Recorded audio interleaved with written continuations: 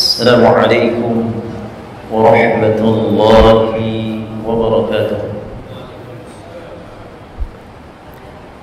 إن الحمد لله نحمده ونستعينه ونستغفره ونعوذ بالله من شرور أنفسنا ومن سيئات أعمالنا. من يهده الله فلا مضل له ومن يضلل فلا هادي له. أشهد أن لا إله إلا الله وحده لا شريك له وأشهد أن محمدا عبده ورسوله. قال الله تعالى في كتابه الكريم: يا أيها الذين آمنوا اتقوا الله حق تقاته ولا تموتن إلا وأنتم مسلمون. يا أيها الناس اتقوا ربكم الذي خلقكم من نفس واحدة وخلق منها زوجها وبث منهما رجالا كثيرا ونساء واتقوا الله الذي تساءلون به والأرحام إن الله كان عليكم رقيبا. يا أيها الذين آمنوا اتقوا الله وقولوا قولا سديدا يصلح لكم أعمالكم ويغفر لكم ذنوبكم ومن يطع الله ورسوله فقد فاز فوزا عظيما. أما بعد، فإن أصدق الحديث كتاب الله وخير الهدي هدي محمد صلى الله عليه وسلم وشر الأمور محدثاتها وكل محدثة بدعة وكل بدعة ضلالة وكل ضلالة في النار. معاشر المسلمين والمسلمات، إخوان والأخوات في الله، أعزني الله وإياكم. Alhamdulillah, puji syukur senantiasa kita panjatkan kehadirat Allah Subhanahu wa taala atas limpahan berbagai macam nikmat karunia hidayah yang Allah Subhanahu wa taala berikan kepada kita, sehingga di kesempatan yang berbahagia ini di hari Sabtu malam Ahad, seperti biasanya, alhamdulillah Allah Subhanahu wa taala mempertemukan kita kembali di majelis ilmu, majelis taman-taman surga, untuk mengkaji, mempelajari ayat-ayat Allah Subhanahu wa taala. Karena tidaklah suatu kaum berkumpul di salah satu rumah-rumah Allah Azza wa Jalla, kemudian mereka membaca serta mempelajari ayat-ayatnya, kecuali akan turun kepada mereka rasa ketenangan, terliputi rahmat Allah, dan malaikat akan mengelilinginya. Maka ayol ikhwah wal akhwati fillah, azani Allah wa iyakum, tentunya kita bersyukur atas nikmat Allah Subhanahu wa taala masih mengumpulkan kita semua di tempat ini. Pada kesempatan malam hari ini, kita akan melanjutkan pembahasan kita di surah Al-Kafirun, yang pada pembahasan lalu kita sudah membahas berkenaan tentang tajwidnya, kemudian asbabun nuzul, serta beberapa keutamaan-keutamaan dari surah Al-Kafirun. Sekarang kita akan mengupas ayat per ayat dari surah Al-Kafirun. Sebelum kita membahas dan mengupas ayat per ayat dari surah Al-Kafirun, hendaknya kita membaca terlebih dahulu surah Al-Kafirun. Silakan Bapak dan Ibu untuk membuka mushafnya, dibuka surah Al-Kafirun. Silakan bisa ditirukan. A'udzu billahi minasy syaithanir rajim. Silakan.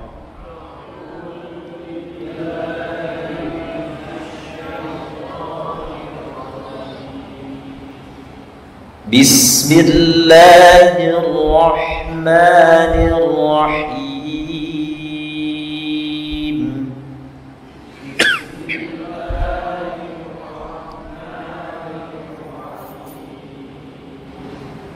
Qul ya ayyuhal kafirun.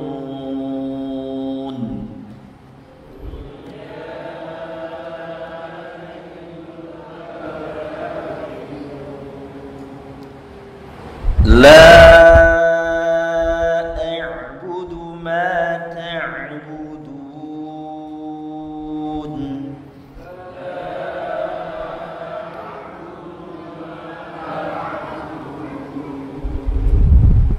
ولا أنتم عابدون ما أعبد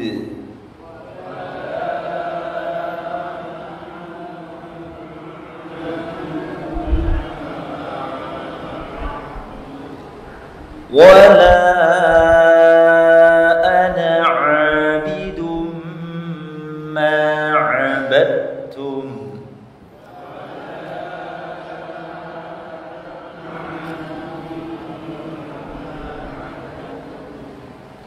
ولا أنتم عابدون ما أعبد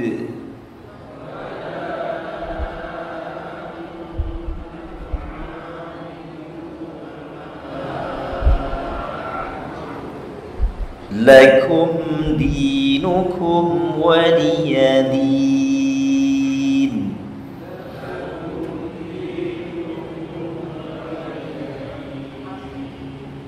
Baik, ini adalah surah Al-Kafirun yang kemarin kita sudah membahas hukum tajwidnya dan sekilas mengenai asbabun nuzul surah ini. Bahwasanya surah ini turun ya, talabul kafiruna min Rasulillah sallallahu alaihi wasallam. Itu surah ini turun tatkala orang-orang kafir menginginkan kepada Rasulullah sallallahu alaihi wasallam an ya'buda alitahum sanatan, yaitu supaya beliau sallallahu alaihi wasallam menyembah kepada tuhan-tuhan mereka, kepada berhala-berhala mereka selama 1 tahun. Wa ya'budunallaha sanatan, dan mereka pun, jadi Rasulullah SAW diperintahkan untuk menyembah Tuhan-Tuhan mereka selama 1 tahun, dan mereka pun akan menyembah kepada Allah Subhanahu wa Ta'ala selama 1 tahun. Fanzalallahu hadhihi surah, maka turunlah surah ini, yaitu surah Al-Kafirun. Wa amara Rasul sallallahu alaihi wasallam an yaqula lahum, maka Allah Subhanahu wa Ta'ala memerintahkan kepada Rasulullah sallallahu alaihi wasallam an yaqula lahum, yaitu agar Rasulullah sallallahu alaihi wasallam berkata kepada mereka, kepada orang-orang kafir, orang-orang musyrik, la a'budul asnam allati ta'budun, la a'budu. Jadi saya tidak akan menyembah al-asnam, patung-patung yang kalian sembah. Jadi Allah Subhanahu wa Ta'ala memerintahkan kepada Rasulullah sallallahu alaihi wasallam untuk mengatakan la a'budul asnam allati ta'budun. Saya tidak akan menyembah patung-patung yang kalian sembah. Wa la ta'budunallaha alladhi a'budu, dan kalian tidak akan menyembah Allah Subhanahu wa Ta'ala alladhi a'budu, yang aku sembah, yang aku ibadahi. Maka oleh khawasani Allah wa yakum, ini adalah asbabun nuzul yang kemarin kita sudah membaca serta mempelajari mengenai turunnya surah Al-Kafirun. Kemudian kita akan membahas di sini maksud dari ayat per ayat di dalam surah Al-Kafirun. Allah Subhanahu wa Ta'ala berfirman, "Qul ya ayyuhal kafirun." Ini adalah perintah Allah Subhanahu wa Ta'ala kepada Rasulullah sallallahu alaihi wasallam. Qul, katakanlah wahai Muhammad, Ya ayyuhal kafirun, wahai orang-orang kafir. Itu kafirun itu adalah merupakan bentuk jamak dari kafirun. Maka jamaknya menjadi kafiruna. Itu orang-orang kafir. Wal kafiruna ay bima'na al-kuffar. Makna kafirun itu sama dengan al-kuffar, itu orang-orang kafir. Maka Rasulullah SAW diperintahkan untuk mengatakan kepada orang-orang kafir, la a'budu ma ta'budun. La a'budu, aku tidak akan menyembah. La a'budu, aku tidak akan menyembah ma ta'budun, apa-apa yang kalian sembah. Jadi aku tidak akan menyembah apa-apa yang kalian sembah. Aku tidak akan menyembah berhala-berhala yang kalian sembah. Wala antum 'abiduna ma a'bud. Wala antum, dan kalian dan kamu bukan penyembah apa yang aku sembah. Jadi kamu bukan penyembah apa yang aku sembah.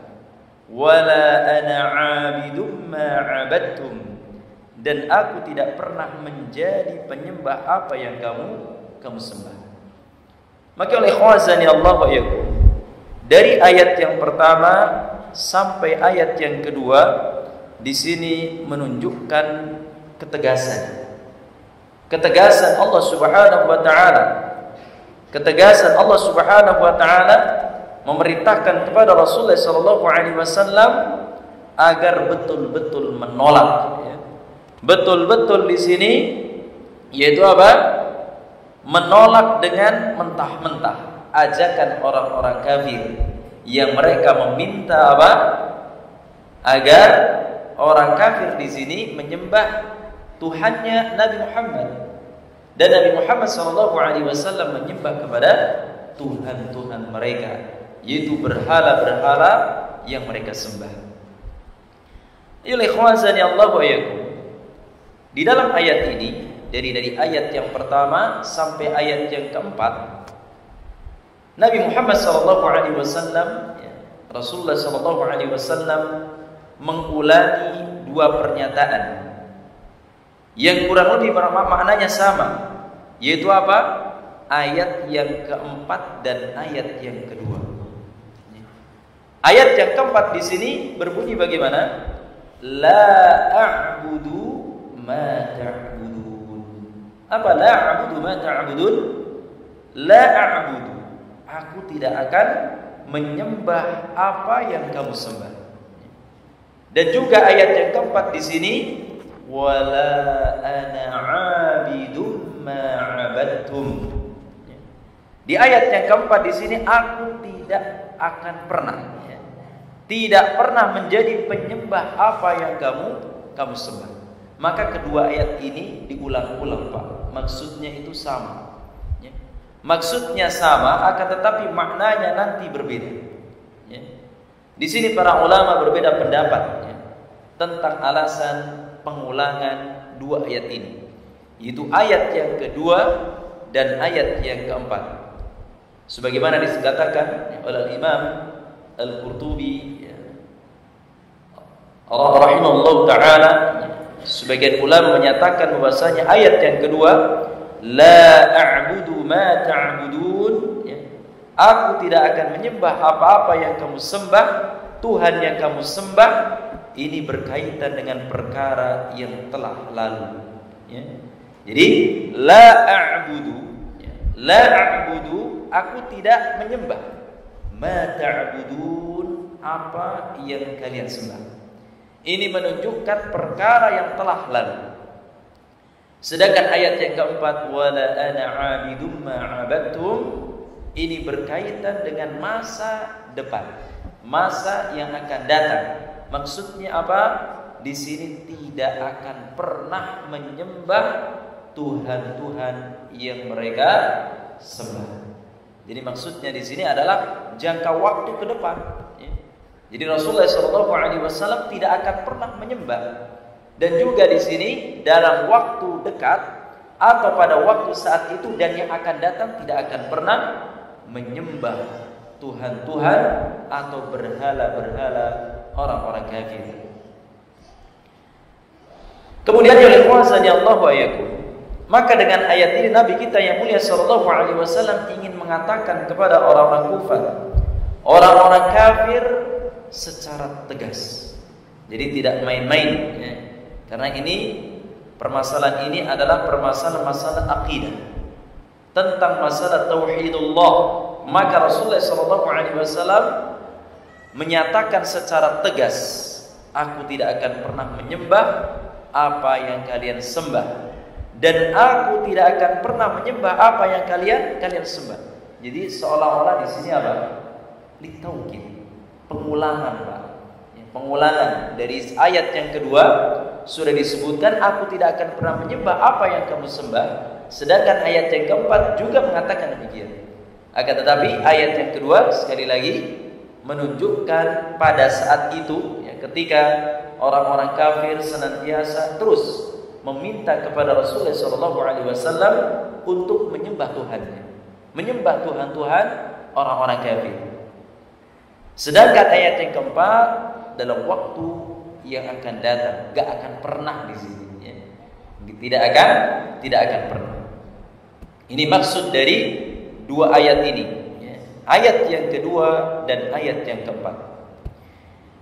Kemudian sebagian para ulama berpendapat bahwa Nabi SAW mengulangi dua ayat tadi, mengulangi dua kali ya kalimat tadi, ayat tadi, karena tawaran tersebut juga datang secara berulang-ulang ya. Ditawari ya, tidak hanya sekali dua kali, Pak. Terus-terusan Rasulullah SAW dibujuk ya, diminta kepada orang-orang kafir untuk menyembah berhala ya. Maka maksud dari ayat tersebut adalah bahwasanya orang-orang kafir senantiasa terus-menerus meminta kepada Rasulullah SAW. Kemudian Al-Imam Al-Qurtubi menyebutkan bahwasanya perbedaan pendapat tentang tafsiran ma-nya pada ayat ini ya, itu la a'budu ma ta'budun. Maka ayat ini dan ayat-ayat sebelumnya pada tafsir sebelumnya ma dalam ayat tersebut adalah man-mausulah, sehingga maknanya aku tidak pernah menyembah apa yang kalian sembah. Ma mausulah.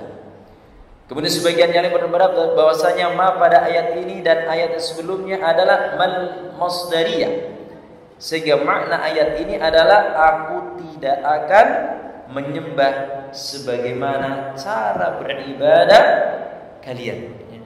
Aku tidak akan pernah menyembah sebagaimana cara ibadah kalian. Maka hal ini ya, karena mereka beribadah kepada Allah Subhanahu wa taala dengan cara melakukan kesyirikan. Meskipun mereka mengaku menyembah kepada Allah, akan tetapi cara beribadahnya mereka yaitu salah. Di dalam menyembah kepada Allah Subhanahu wa taala, di samping dia menyembah kepada Allah, akan tetapi mereka juga menyembah kepada berhala-berhala, patung-patung, menyembah kepada matahari, menyembah kepada pepohonan-pepohonan. Maka ini adalah orang-orang kafir ya. Maka oleh ikhwazani Allah wa iyyakum, kita sebagai seorang muslim hendaknya harus tegas bahwasanya yang berhak diibadahi dengan benar, yang berhak disembah hanya siapa, Pak? Allah Subhanahu wa ta'ala. Jadi jangan sampai kita menyembah kepada Allah kemudian kita menyembah kepada selain Allah Subhanahu wa ta'ala. Kita setiap hari sholat 5 waktu, akan tetapi kita pun membutuhkan orang lain di dalam permasalahan hidup kita. Contohnya di sini adalah contohnya dukun ya, atau paranormal. Ketika ada masalah, ketika ada berbagai macam ujian dan cobaan, tidak diadukan kepada Allah Subhanahu wa ta'ala secara langsung, akan tetapi mereka meminta bantuan juga kepada mbah dukun atau orang pintar berarti dia menyembah kepada Allah dan dia juga menyembah kepada selain Allah.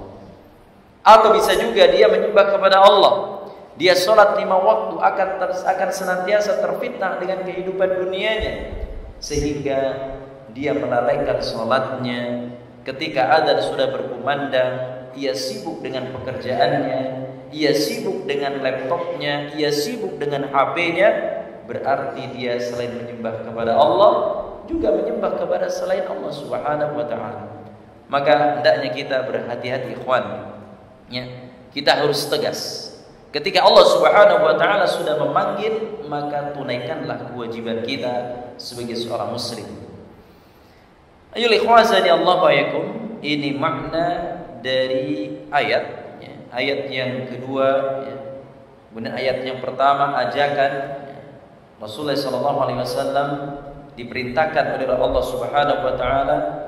Kemudian selanjutnya di ayat yang pertama, kedua, ketiga, dan keempat, ini maknanya, bentuknya adalah penegasan kepada orang-orang kafir, kepada orang-orang kufar. Ya.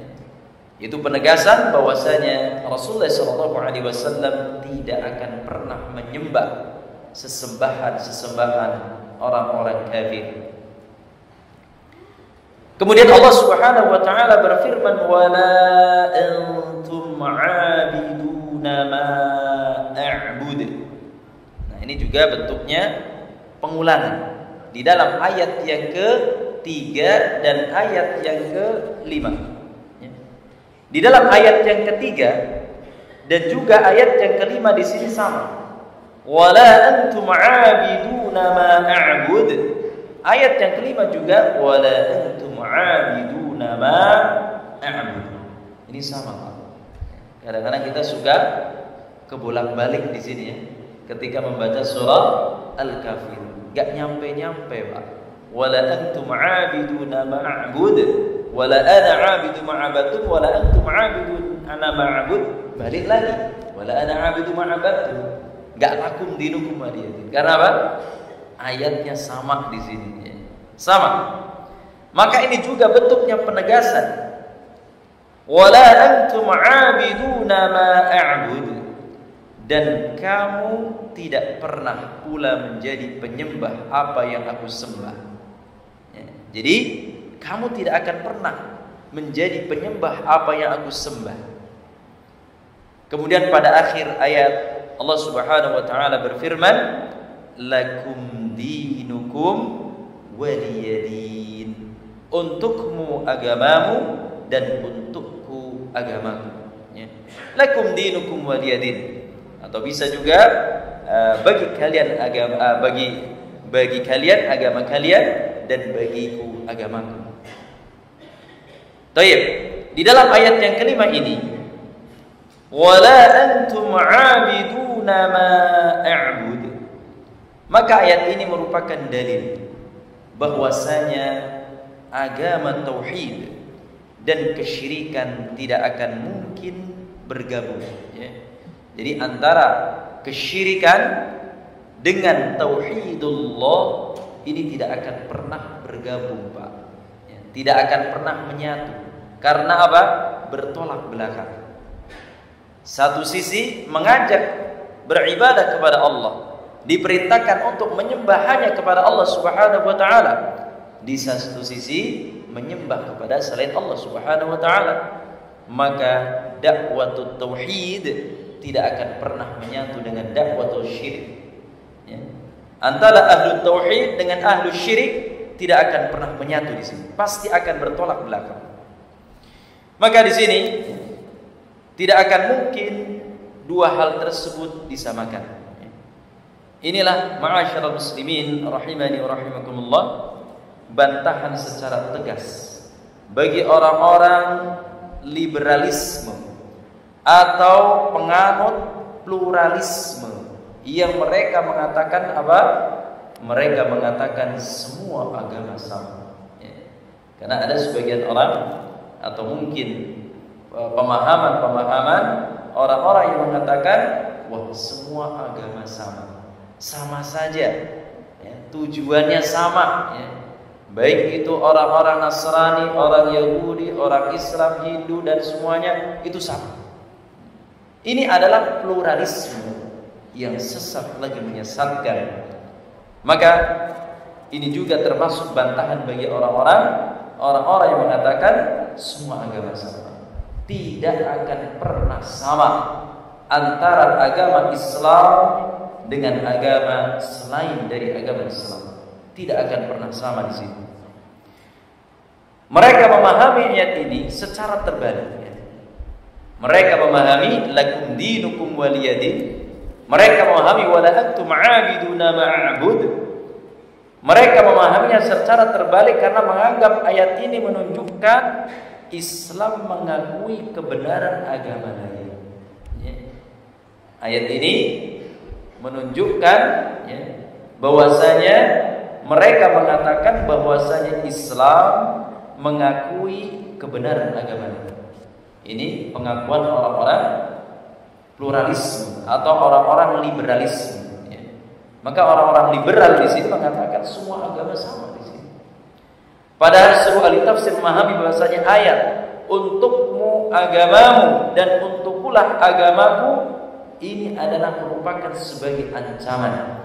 Ancaman bagi orang-orang kafir. Orang-orang kafir tidak akan beriman kepadanya, kepada Allah Subhanahu wa taala. Jadi orang-orang kafir tidak akan beriman karena adanya perbedaan jelas antara agama tauhid dengan agama kesyirikan. Jadi tidak akan sama Pak di sini. Tidak akan sama semua agama. Jadi tidak sama. Karena apa? Agama Islam adalah agama yang memerintahkan untuk mentauhidkan Allah Subhanahu wa taala, sedangkan agama-agama yang lainnya adalah memerintahkan kepada kesyirikan, beribadah kepada selain Allah Subhanahu wa taala. Maka oleh ikhwazani Allah wa yakum, hendaknya kita harus tegas tentang permasalahan akidah ini. Jangan sampai kita akidah ini menjadi luntur, akidah ini menjadi rusak disebabkan orang-orang yang mengatakan semua agama sama. Sehingga tatkala mereka mengatakan semua agama sama, mereka pun mengatakan atau saling mengucapkan selamat kepada agama selain dari agama Islam. Itu sah-sah saja, boleh-boleh saja, dihalalkan. Padahal tidak seperti itu. Apabila agama Islam dengan agama yang lainnya itu tidak sama, lakum dinukum waliyadin, untukmu agamamu dan untukku agamaku, maka ini adalah dalil jelas tidak akan pernah sama, dan kita tidak boleh mengucapkan selamat kepada orang-orang non-muslim atas peringatan-peringatan agama mereka, baik peringatan-peringatan agama mereka maupun peringatan-peringatan tahun baru dan lain sebagainya. Maka kita tidak boleh mengucapkan hal tersebut. Karena kita memiliki agama Islam, agama tauhidullah, bukan agama kesyirikan. Maka ayat ini ayyuhal ikhwazani Allah wa yakum, ayat ini dapat dianggap sebagai pembenaran terhadap agama lain. Ayat yang tadi, lakum dinukum waliyadin, kata orang-orang liberal, ini adalah sebagai bentuk pembelaan, pembenaran terhadap agama lain. Ini dalilnya, padahal tidak seperti itu. Bagiku agamaku maksudnya adalah agama tauhidullah, dan bagi kalian adalah agama kalian. Maksudnya apa? Agama kesyirikan. Maka tidak akan pernah sama di sini. Padahal Allah Subhanahu wa taala berfirman, "Qul ya ayyuhal kafirun." Katakanlah wahai Muhammad, wahai orang-orang kafir. Ini menunjukkan Allah Subhanahu wa taala memerintahkan kepada Rasulullah sallallahu alaihi wasallam untuk tegas mengatakan kepada orang-orang kafir, jelas orang-orang kafir. Jadi kata-kata kafir kadang-kadang di sini apa Pak? Alergi kan? Jangan katakan orang-orang kafir. Katakan apa? Non-muslim gitu ya. Pak jelas ya, ini orang-orang kafir. Non-muslim sama saja orang-orang kafir di sini.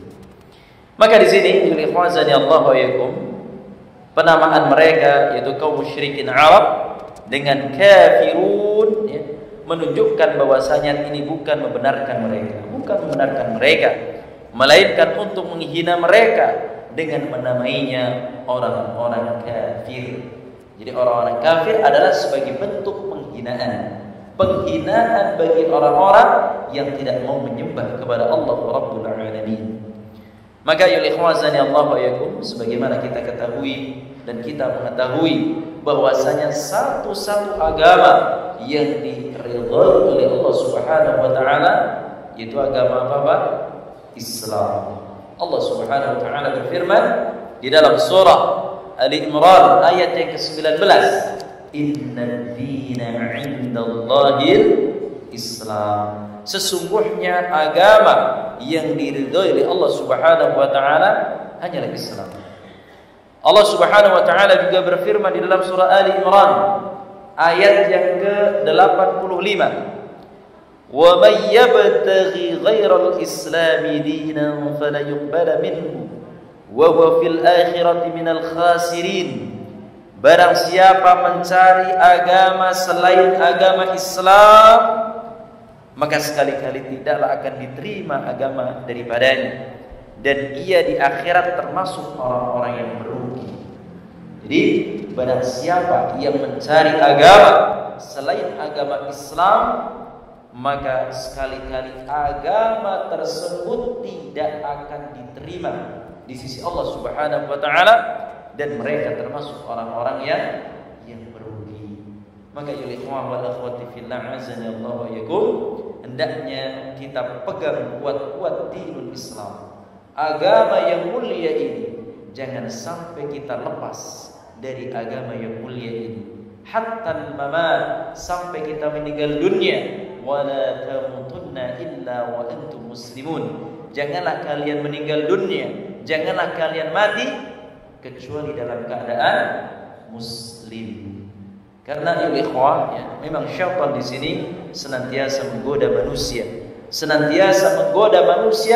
di saat detik-detik terakhir seseorang itu dicabut nyawanya oleh Allah Subhanahu wa taala. Imma dia kafir atau muslim. Rebutan di sini antara malaikat, ya. Malaikat rahmah, malaikat yang menemani orang-orang muslim, orang-orang yang beriman, dengan syaitan di sini. Rebutan untuk apa? Syaitan menyesatkan seseorang agar dia tidak mampu mengucapkan la ilaha illallah. Syaitan, ya, menggoda manusia agar dia kafir, keluar dari agama Islam. Sehingga tidak jarang sekali orang-orang yang meninggal dunia mereka dalam keadaan su'ul khatimah, dalam keadaan meninggal dalam keadaan buruk, disebabkan pengaruh dari syaitan. Ayo ikhwazani Allah wa iyyakum. Oleh karena itu agama satu-satunya yang diridhoi oleh Allah Subhanahu wa taala sekali lagi adalah Islam. Jangan sampai kita keluar dari agama Islam. Jangan sampai kita terfitnah dengan kehidupan dunia, lalu menggadaikan dunia kita dengan keimanan kita. Fadiya'udzubillah. Dan agama Islam adalah merupakan agama tauhid, dan penyembahan kepada pencipta alam semesta adalah hanya agama Islam. Maka selain Islam, semua agama adalah agama kesyirikan. Selain agama Islam adalah agama yang mengajak kepada kesyirikan. Karena semua menyeru kepada apa? Penyembahan terhadap makhluk. Penyembahan terhadap makhluk. Jadi sekali lagi, semua agama, jadi selain Islam, semua agama adalah agama kesyirikan. Karena semua menyerukan penyembahan terhadap makhluk. Seperti halnya agama-agama lain, mereka menyembah kepada patung-patung, menyembah kepada nabi-nabi mereka, menyembah kepada berhala, kepada bintang, kepada matahari, kepada pohon dan yang lainnya, bahkan menyembah kepada api. Maka yang mereka sembah adalah makhluk, padahal makhluk-makhluk tersebut ciptaan Allah Subhanahu wa taala yang tidak akan bisa memberikan maslahat dan mudaratah. Sedangkan Allah Subhanahu wa taala adalah zat yang satu-satunya yang berhak kita ibadahi dengan benar. Karena Allah Subhanahu wa taala yang memberikan rizki. Allah Subhanahu wa taala yang menciptakan seluruh alam semesta ini. Allah Subhanahu wa taala yang telah menjodohkan antara laki-laki dan perempuan. Allah Subhanahu wa taala yang maha segalanya, Rabb semesta alam. Oleh karena itu, ya ikhwan ya Allah, orang-orang yang hendak menyamakan Islam dengan agama Yahudi, orang-orang yang hendak menyamakan agama Islam dengan agama Nasrani, maka orang itu telah tersesat dengan kesesatan yang nyata, jelas sesatnya. Maka jangan sampai kita mengikuti perkataan mereka bahwasanya agama semuanya sama. Lah, tidak akan sama antara agama Islam dengan agama orang-orang Nasrani dan orang-orang Yahudi. Maka seandainya semua agama itu benar, maka tidak ada artinya Nabi SAW diutus untuk berdakwah. Enggak ada artinya di sini. Seandainya agama itu sama, buat apa Rasulullah SAW diutus oleh Allah Subhanahu wa taala untuk menyebarkan tauhidullah? Maka ya Allah wa yakum, di sini disebutkan dalam sebuah hadis, "Walladzi nafsu Muhammadin biyadihi la yasma'u bi ahad min hadhihi al-ummati yahudiyyun wala nasraniyyun thumma yamutu wa lam yu'min billadzi ursilat bihi illa kana min ashabin nar." Demi zat yang jiwa Muhammad berada di tangannya, tiada seorang pun dari umat ini yang mendengar seruanku, baik Yahudi maupun Nasrani, tetapi ia tidak beriman kepada seruan yang aku sampaikan, kemudian ia mati, pasti ia termasuk penghuni neraka. Allah Subhanahu wa taala memerintahkan Rasulullah SAW untuk mendakwahkan tauhid, menyembah kepada Allah. Bahkan di sini Rasulullah SAW menyebutkan, barang siapa ketika sudah diseru, menyeru untuk menyembah kepada Allah, namun dia enggan, tidak mau menyembah kepada Allah, sampai dia mati, meninggal dunia, pasti ia termasuk penghuni neraka. Bahkan Allah Subhanahu wa taala berfirman di dalam surah Al-Bayyinah ayat yang ke-6, "Innal ladzina kafaru min ahlil kitabi wal musyrikina fi nari jahannam." Sesungguhnya orang-orang kafir dan orang-orang ahli kitab, orang-orang musyrik, mereka apa? Fi nari jahannam. Mereka akan dilemparkan oleh Allah Subhanahu wa taala ke dalam api neraka jahannam. Khalidina fiha, mereka kekal di dalamnya. Ulaika hum syarrul bariyah, mereka adalah seburuk-buruk makhluk. Alhamdulillah. Maka ma'asyarul muslimin, jangan sampai kita termasuk seperti orang-orang kafir, orang-orang musyrik yang mereka akan kekal di dalam api neraka selama-lamanya, Pak. Abadan, Pak. Selama-lamanya di sini. Tidak akan pernah diangkat oleh Allah Subhanahu wa taala dari api neraka. Hatta sedikit pun enggak akan pernah orang-orang kafir di sini. Sejak mulai proses sakaratul mautnya pun akan disiksa oleh Allah Subhanahu wa taala. Belum di alam kuburnya pun akan disiksa oleh Allah Subhanahu wa taala dengan pertanyaan-pertanyaan di alam kubur. Orang-orang kafir mengatakan tidak mengetahui tentang pertanyaan man rabbuka wa man nabiyyuka wa ma dinuka.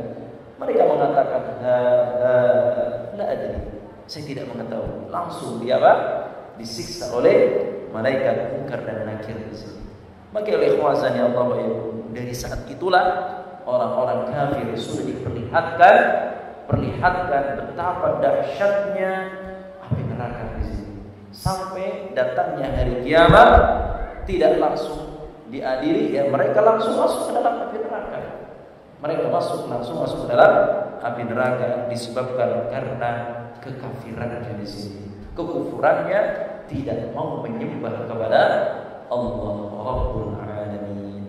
Maka bapak-bapak dan ibu-ibu yang dimuliakan Allah Subhanahu wa taala, pegang kuat-kuat akidah ini, ikhwan.